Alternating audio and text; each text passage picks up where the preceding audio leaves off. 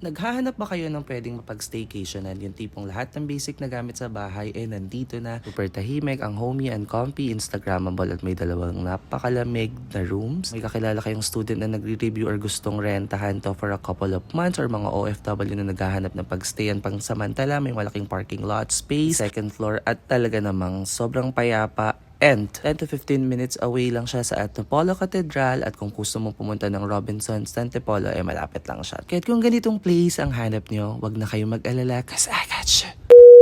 Lumipad ang aming team dito sa Antipolo City. Ang daming lipad ng aming team lately, nakakapagod. Pero sobrang nakaka-happy kasi popromote namin yung mga business owners na deserve ang spotlight. Kahit naisipan nga namin mag-rest muna saglit, hayatos kumbaga. Kahit napalipad nga kami dito sa Keiko's Place dito sa Antipolo. Grabe, susi pa lang, pangsyala na touchscreen, key card, tas nag-automatic lock na rin siya. O, diba? Tapos pagpasok mo, bubungad sa'yo tong napakaganda.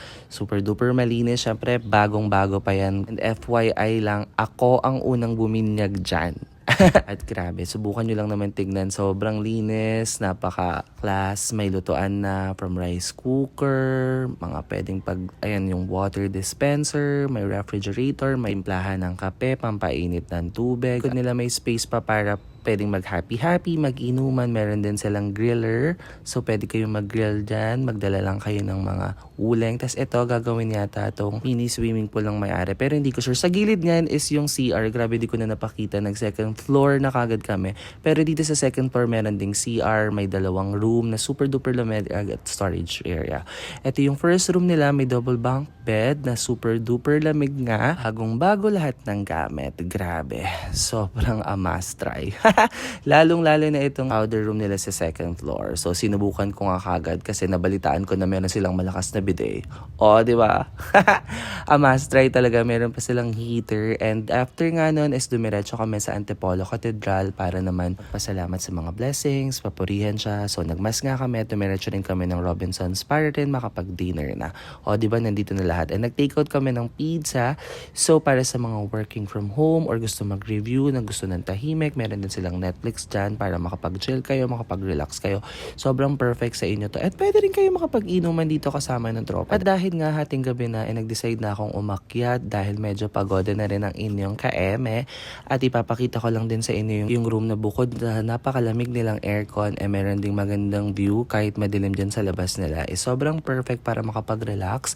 Pwede kayo magkape, pwede kayo magkwentuhan kasama yung family nyo or kung sinong kasama nyo dyan. Pwede rin kayo makapag-inom dyan sa terrace nila. And ayun nga, medyo tinatapos ko lang yung mga email ko sa work. And then after nun, kailangan ko na rin talagang matulog. Because tomorrow is another day, another vlog. Again, dito lang yan sa Keiko's Place, ito sa Antipolo, sa may Lot 26, Block 9, Phase 3, Amethyst Street, Town and Country Heights, Antipolo. Check-in time nila is 2 p.m. at matatapos ng 12 p.m. noon. By the way, they also offer airport transfer services. Mga aalis, may flight at papuntang airport, pwede rin kayo magpa-serve sa kanila ng sasakyan from there going to the airport. So, hassle-free. Grabe. Pwede na kayo magpa-book sa kanilang page, Keiko's Place, at pwede rin magpa-book Airbnb. Pero kung mahihain ka at gusto mo ako makachat, chat mo ako, PM mo lang ako, at ako na mismo magpapareserve sa'yo. Ano pang hinintay nyo? Lipad na!